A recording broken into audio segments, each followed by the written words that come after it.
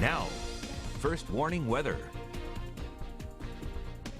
Because if there is ever a day you need first warning weather and traffic, it is today. Now, usually we're over on the CW Austin, but right now we are on KXAN so that you can see the threat that is still very obvious on the roads this morning. Good morning, everyone. I'm Sally Hernandez. And I'm John Dabkovich. We have seen ice accumulations, especially on the overpasses throughout the area, north side of town, south side of town. In fact, our Chris Davis was showing us a telephone pole out there that's got a slick of ice on one side where the wind is keeping the other side dry, but it's led to a number of accidents as well, also some power outages. Mandy and David both been working hard this morning, keeping an eye on that, and we saw I-35 is really kind of the big spot right now. It is the big spot. We were watching multiple crashes. Here's one of them now that's working to clear out. This is the northbound lanes of 35 right as you go by downtown Austin. You know that one there. See those LED lights? They ring a bell. That crash is not far from the 6th Street ramp. It's working to clear out. A driver looks like they lost control and hit the guardrail there. So this is slowing down anyone who's approaching downtown Austin. All right, hey, I want to show you this. We're going to take it a little farther south. These are the main lanes of I-35 southbound right as you're heading over towards Ben White. Hey, that's closed there because of icy conditions on the flyover, and that seems to be the trend throughout the area.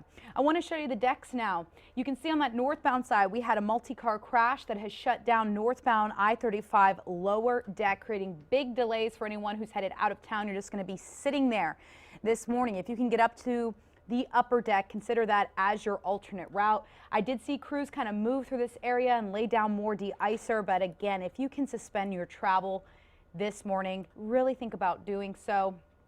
We are just seeing multiple closures throughout our area. For drivers who use 290 Ben White Boulevard, I can also give you perspective here if you're trying to get on I-35. That is also closed. You can see APD units are on scene. And then we also had closures on 183 here.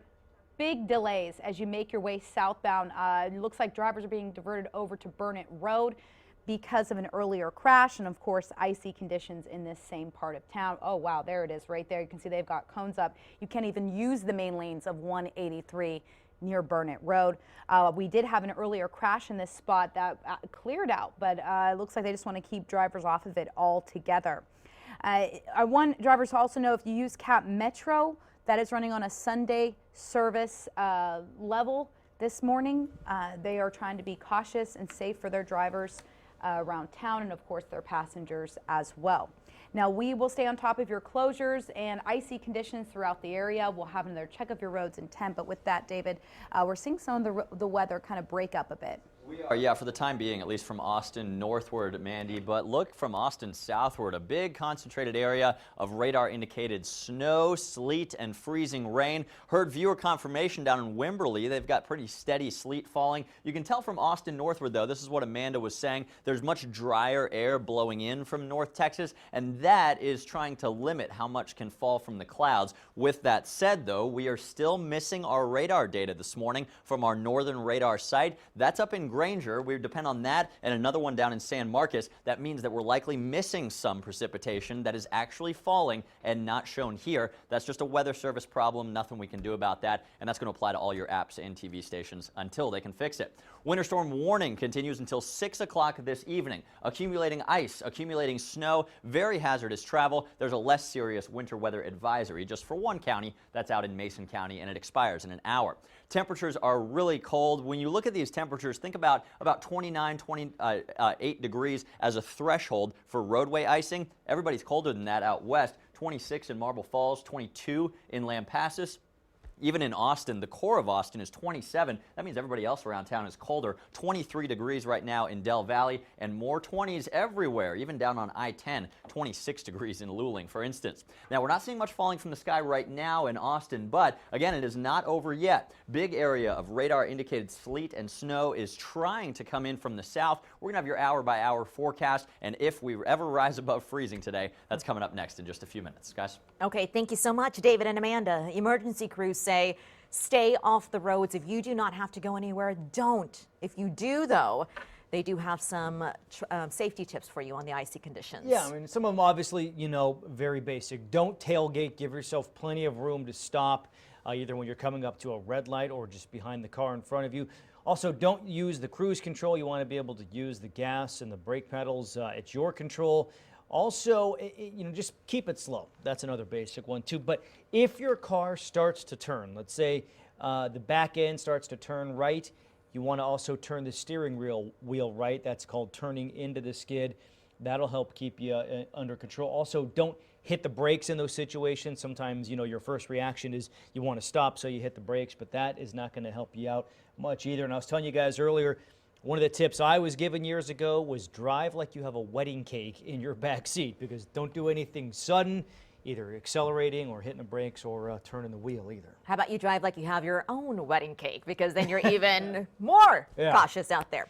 All right, for those of you who do hit the road out there, you should know that the Emergency Operations Center, it is up, it's running, it's looking at all the road conditions out there for you. Yeah, KXAN's Kate White is at Mopac in 183, where they shut down those flyovers there earlier this morning. How's it looking, Kate? Well, John, within just the last half hour since we last spoke, they've actually reopened it. APD has left, and as you can see, cars are able to go up there. And what you may notice as you're watching these cars traveling down Mopac, they're not going slow. Folks have actually not really reduced their speed much at all today here on the main lanes of Mopac. They did around 6 o'clock this morning close the flyover on 183 just as a preemptive measure, because it was starting to get icy. TxDOT brought out their salt and sand trucks, took care of it, and now it appears their efforts are more focused down on 183. That's where you can kind of see some flashing lights over there. Folks are kind of crawling along on 183 southbound, probably northbound as well too. We can't see that side, simply because it's an elevated roadway and those ice over the fastest, and that is where we're seeing most of the problems this morning, not necessarily right here on Mopac. And of course, the Emergency Operations Center keeping an eye on everything. They opened up last night at 10 o'clock, brought together EMS, other government agencies to monitor the weather changes, any issues with power outages, and they want you to stay up to date too. In the line of preparation, it's always important to be prepared. So we advise people to sign up at warncentraltexas.org. And that's how we use the system that we use to send out alerts to specific areas in the city or in the region, really. And of course, at KXAN, we are keeping in touch with the EOC to see if they are finding any trouble spots that maybe we aren't catching. One of the other things kind of noted out here in North Austin, and we haven't seen any freezing rain or any snow. Kind of wanted to see a little snow, but we haven't seen anything in about 2 hours. And since then, we're starting to see a little bit of the road drying out. Still, that's not the go ahead to go outside and get in your car to drive, because you still guys.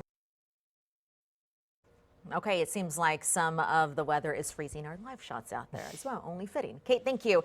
If you are traveling to ABIA and you're hoping to fly out of town, you may be out of luck. Yeah, there have been some delays and cancellations there. I want to bring in Jim Halbrecht right now from ABIA on the phone. Good morning, sir. Can you hear me? Good morning. So how are things going out there this morning? Well, we have a lot of cancellations this morning. We've got over 70 canceled flights. 59 of those cancellations are departures, and about 13 are arrivals. So it's very important that travelers check their flight status before heading out to the airport this morning. Do you find that there are a lot of stranded passengers inside the airport this morning, Jim, who maybe had their flights canceled and had to sleep there? Not too many. We're an origin and destination airport. We're not a connecting airport, so you don't really have passengers coming off of one flight looking for another flight that gets canceled, get stranded. Gotcha. Unfortunately, a lot of our passengers can turn around and go home. Well, drive home safely. Hey, can you talk to us about de-icing when it comes to your planes out there? Have you noticed that there's ice on the planes that are right there on the tarmac already? We've been de-icing planes since early this morning out there on the apron, as well as de-icing runways and taxiways. The airport and the airlines work together. We do have a foul weather plan to try to keep things moving as best possible in these unusual situations. Do you have enough of the de-icing equipment? Because not only were you dealing with today, there was another round that happened not too long ago, and possibly another round tomorrow with these temperatures. That will all depend on how long the de-icer holds out and the ability to get more of it. As long as the roadways stay open and it can be shipped in, we ought to be okay for the next day or so. So as I understand it, Jim, it's the airlines are the ones that provide the de-icing equipment for their planes. do they, I would imagine, because it's an unlikely event here that we get this, do they keep as much of that stuff on hand here as they would at, say, you know, a colder climate? No, there's not that much de-icing activity. This is really unusual weather for us. So they keep enough on hand to handle a day or so, maybe more. Depends on the situation with the weather, too, how much precipitation comes down, how much they have to use. A lot of the cancellations this morning is because the carriers opted not to send any more arrivals to Austin after 8 o'clock last night. That would have resulted in even more aircraft sitting around on the apron waiting to be de-iced and using more de-icing. All right, Jim Holbrook from ABIA, thank you very much. We appreciate it, and best of luck to you guys out there. Thank you. All right, let's get to Mandy with a look at the roads this morning as we look here. This is what, 183 there at Burnett, shut down, we would assume, because of the icy conditions, Mandy? There's icy conditions. Now, this is the southbound side of the highway, John and Sal, and this is also where we had, not far from here, an earlier crash involving several vehicles. The crash has cleared out, but you can see as a precaution, it looks like the Austin Police Department has gone ahead and just shut down the main lanes of the highway. Drivers are being diverted right there at Burnett Road, FM 1325. If you are headed southbound on 183, you need to plan ahead here. We are seeing big delays. I can actually give you some perspective of the backup that is working in this area because of this closure. Now, to get around it, you can always stick to the frontage road as your alternate route. Or again, just kind of wait it out before you start that commute. Once again, here's another look at all those drivers kind of being funneled down into that one lane of traffic to get off of 183. Major backup there. Oh, no. Now, ooh, ouch, yeah. Mandy, since we've been on since 4 o'clock this morning, and you've been in earlier than that. And when we had the police chief on at 6:30, he said we had 3 crashes. Now at 8:09, how many crashes are you seeing? We now know about 20 crashes that are being worked throughout the city. Jeez. Yeah, and they're just kind of all around town. We know that there are several major flyovers that are closed. For example, 290 eastbound flyover to northbound I-35 is iced over. And just getting this in, 35th Street over Mopac is iced over. It's a bad one. That's a very busy spot. It's also a big work zone as well. And this right here is I-35 at 6th Street. It looks like we have a crash involving a semi. You can see the cones are up, kind of diverting drivers to stay over into those far lanes. We also had a collision on the upper deck. Currently, the I-35 lower deck heading northbound is completely shut down. That's interesting, too, because the upper deck, you would think, being an elevated roadway, would be more at risk. But you mentioned the 35th Street crash, and we talked so much about how TxDOT was out pre-treating these major roads. You might not have this answer, but how much are you seeing on those other streets that aren't the highways and things like that were pre-treated? Because I would imagine those at this point could become dicey. Yeah, you're talking about like city streets, side streets? Yeah. There's been several crashes kind of working on those, but I haven't gotten many reports of icy conditions on those roads. Most of the icy conditions have been reported on major highways and elevated roads. And another thing is too, you know, there's a lot of, I think all of our school districts are Just about every single one of them. almost everybody, and that affects not just students, but faculty, staff, parents. So you can see that there's not as many people on the road. So those who, you know, have to go out and commute, you know, we may not know that there's a slippery spot on Lamar until, unfortunately, that one person said, ooh, I think I just saw it. So, you know, regardless, you know, if you got to get out the door and you're saying, I'm not getting on Mopac, I'm staying off 35, I'm not getting on 183, it doesn't mean that Lamar isn't going to have some slippy spots to it. So you got to be careful.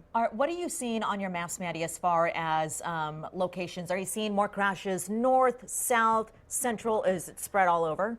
It's spread all over right now, I would say. A lot of them, bear with me as I'm looking, most of them are on highways. Most of them are on highways. 290, I have several crashes working on I-35, and those are high-speed roads. So many of us kind of get into our routine, and maybe you hit that pedal a little too hard, and you kind of slip a little bit.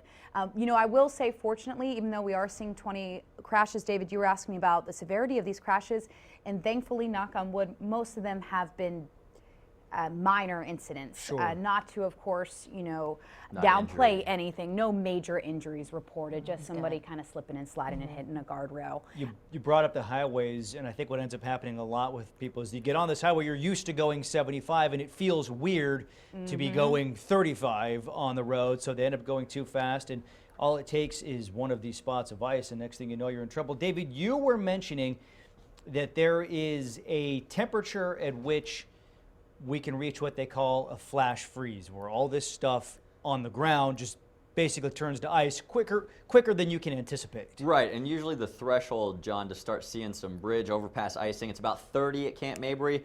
To see more widespread flash freeze or icing conditions, it's 28 or colder at Camp Mabry. And the current temperature is 27 degrees, so we're certainly past that threshold to where some of the wet roads you're talking about could turn to ice with no warning. Maybe you're the first one to drive on that stretch, Sure. and hey, it was just wet 30 minutes ago, but now it's ice.